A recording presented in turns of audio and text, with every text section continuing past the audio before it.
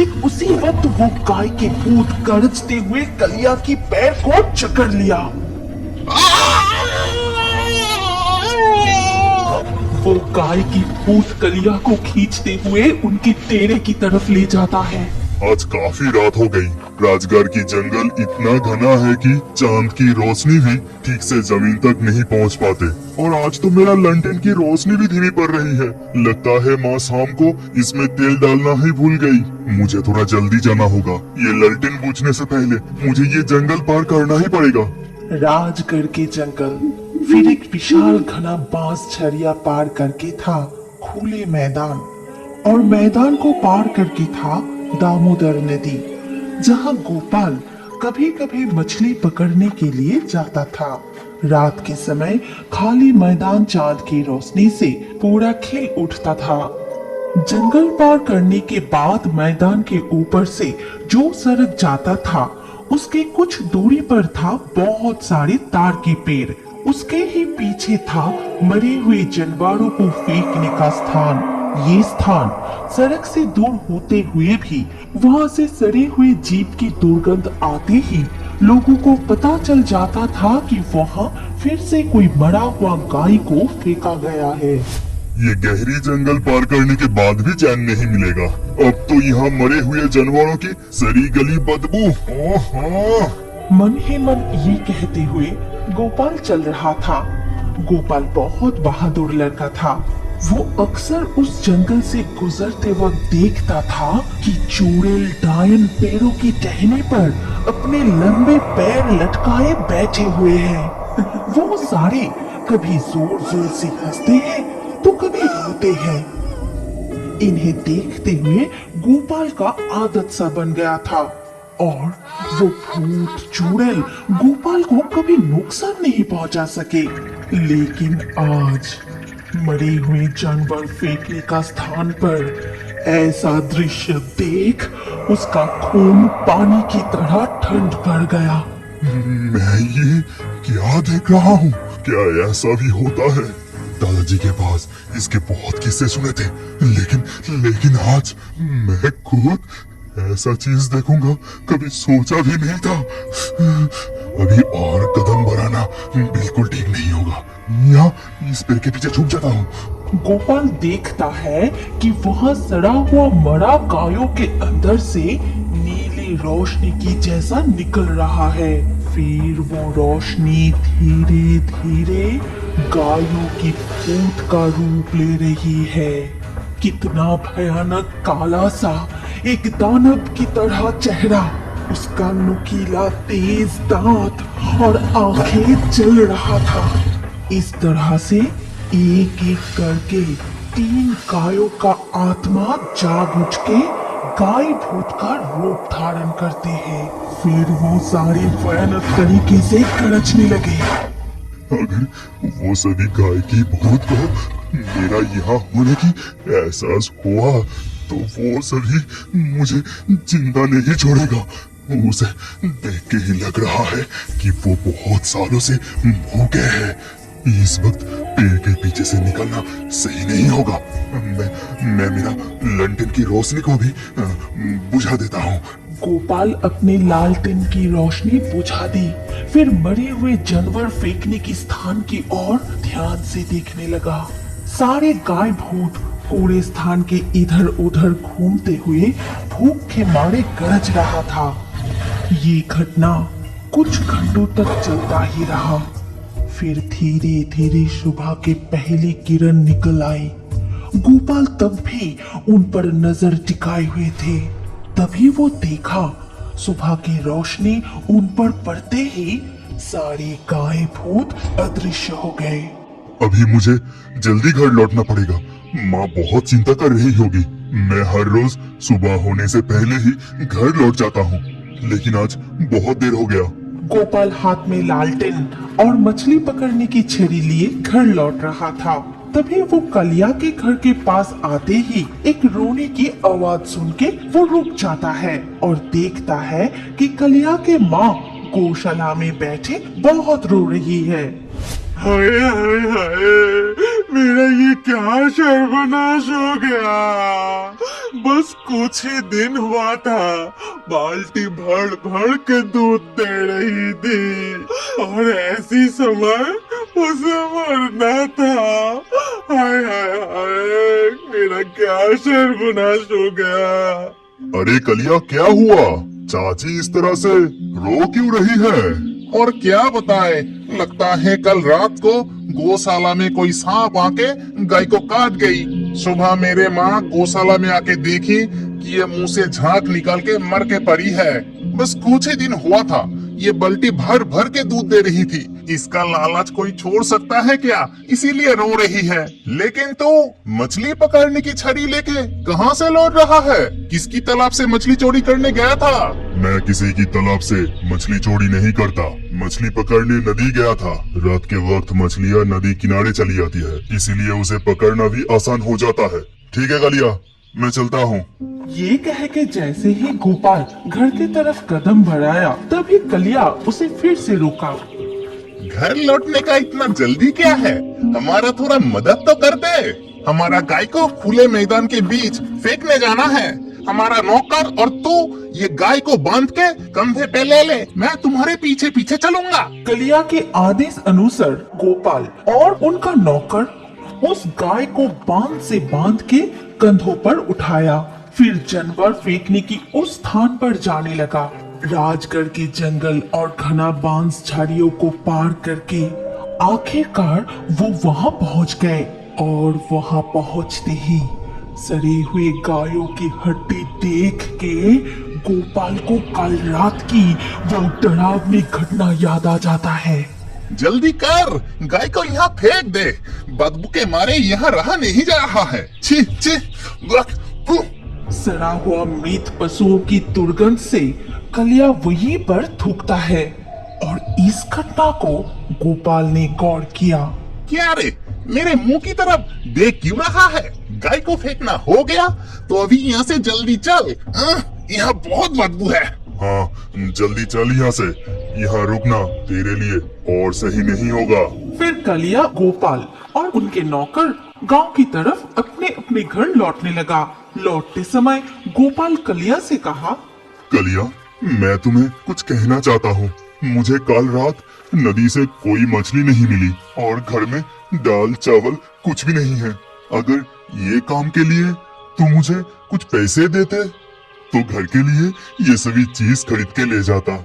लगता ही है तू लोगों के तालाब से मछली चोरी करके फिरता है। आज चोरी ठीक से नहीं हुआ है ना? और मेरे काम करने के लिए अभी पैसा मांग रहा है। भाग यहाँ से, मुझे गुस्सा मत दिला, नहीं तो गांव में सभी को कह दूंगा कि लोगों के तालाब से तू मछली चोरी करता है।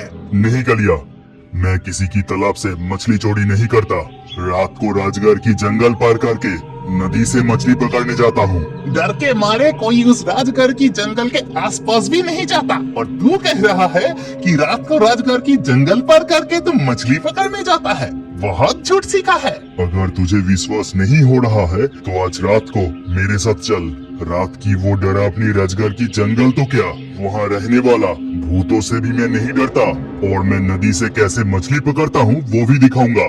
ठीक है, फिर आज रात को ही मैं तेरे साथ जाऊंगा।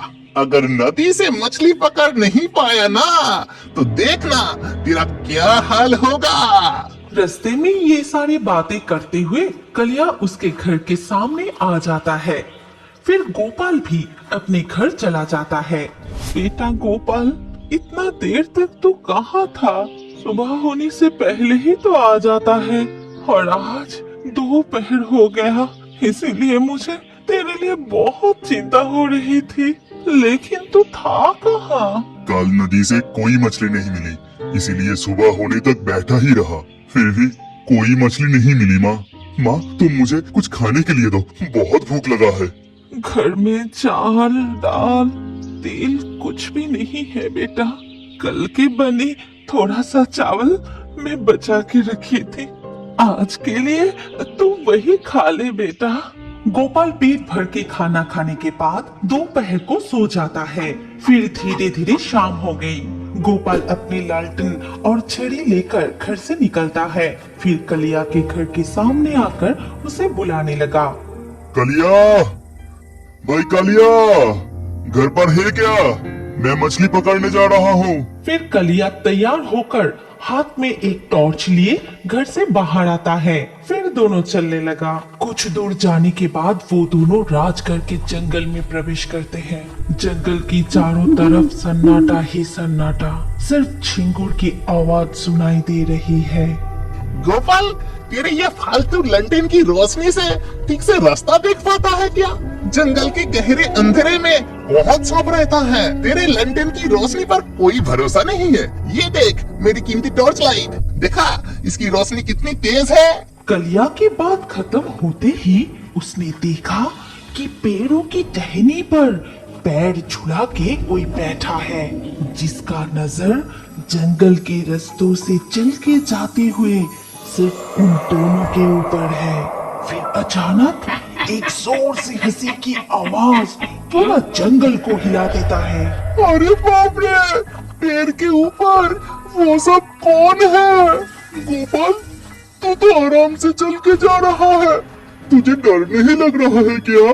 चुपचाप मेरे साथ चल और मेरे पास पास ही रहना, और सावधान, इधर उधर गलती से भी मत थूकना। और थोड़ा चलने के बाद ही वो दोनों जंगल से निकल के आ पहुंचे खुले मैदान में। कितनी सड़ी हुई बदबू है। गोपाल, तू मुझे कहाँ लेके जा रहा है? बता तो। अपना मुंह बंद रख, नहीं तो जान को बैठेगा। और कान खुल के सुन, गलती से भी यहाँ थूकना मत। इससे पहले कि गोपाल अपनी चेतावनी की बातें पूरी करता, तभी कलिया ने सड़ा हुआ मृत पशुओं की दुर्गंध से वहीं पर बार बार थूकने लगा। मैं तुझे बार बार मना करने के बाद भी तू यहाँ थूका क्यों? यहाँ से जल्दी जल्दी चल, हमें मछली पकड़ के लौटना भी है। अरे खुले मैदान, कहीं कोई नजर नहीं आ रहा है। जरा सा थूका तो क्या हो गया? वो दोनों चलते हुए आखिरकार नदी के किनारे आ पहुँचे। फिर गोपाल अपनी लालटेन घाट पर रख देता है और मछली पकड़ने के लिए नदी किनारे बैठ गया। इधर कूड़े स्थान पर तब वो गायों की आत्माएं फिर से जाग उठता है, लेकिन आज 3 गाय भूत नहीं, उनके साथ और एक गाय भूत जाग उठता है। फिर वो सारे गाय भूत मिलकर गरजने लगे। आज सुबह एक इंसान हमारे डेरे पर थूक के गया है। यहाँ उसे हमारे गंध से तकलीफ हो रहा था। अगर कभी भी वो मुझे पूनम की रात में मिल गया तो उस इंसान को मैं चबा के फाड़ के खा जाऊंगा। ये कहकर एक गाय के भूत मिट्टी से कुछ गंध सूंघने लगा और वो गंध सूंघते हुए कूड़े स्थान से निकल के रास्ते तक चला आता है। ये गंध ताजा है। सुबह जो इंसान हमारे डेरे पर थूका था, लगता है अभी अभी इस रास्ते से ही वो गुजरे हैं, नहीं तो आसपास ही कहीं है। ये कहते हुए गाय की भूत जोरों से गरज उठा।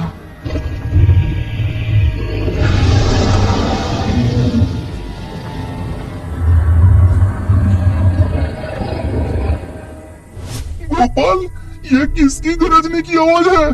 कौन सी जानवर इस वक्त ऐसे गरज रहा है? ए गोपाल, मुझे बहुत डर लग रहा है। ये आवाज गोपाल इससे पहले भी सुन चुका था। अभी ये आवाज फिर से सुनते ही वो समझ गया था कि गायों की भूत फिर से जाग उठा है, लेकिन गोपाल चुपचाप बैठा रहा, मुंह से एक शब्द भी नहीं निकाला। ए गोपाल, मुझे अच्छे से विश्वास हो गया तो नदी से ही मछली पकड़ता है। आज जितना मछली मिला है सो मिला है, तो यहाँ से बस जल्दी चल। कलिया की बातों का कोई जवाब ना देकर गोपाल अपनी छड़ी और लालटेन हाथ में लिए खड़ा हुआ, फिर चलने लगा। कलिया भी डर के मारे उसके पीछे पीछे चलने लगा। चलते समय गोपाल समझ चुका था कि उनके पीछे पीछे कोई आ रहा है, लेकिन गोपाल एक बार भी पीछे मुड़कर नहीं देखा। वो सीधा चलने लगा। जब वो दोनों मैदान पार करके जंगल में प्रवेश करने वाले थे, ठीक उसी वक्त वो गाय के पूत गरजते हुए कलिया की पैर को जकड़ लिया। वो गाय की पूत कलिया को खींचते हुए उनके डेरे की तरफ ले जाता है। गोपाल, मुझे बचा गोपाल, बचा गोपाल, बचाओ। गोपाल पत्थर की तरह चुपचाप वही खड़ा रहा। वो समझ नहीं पा रहा है कि दोस्त कलिया को बचाने जाए या खुद की जान बचाने के लिए गांव की तरफ भागे। हमारी कहानी यहीं पर समाप्त होती है। अगर आपको ये कहानी अच्छी लगी हो तो इस वीडियो को लाइक करें और अभी और एक नए मजेदार कार्टून देखने के लिए स्क्रीन के ऊपर इस वीडियो को क्लिक कीजिए और हमारे इस चैनल को जल्दी से सब्सक्राइब कर लीजिए।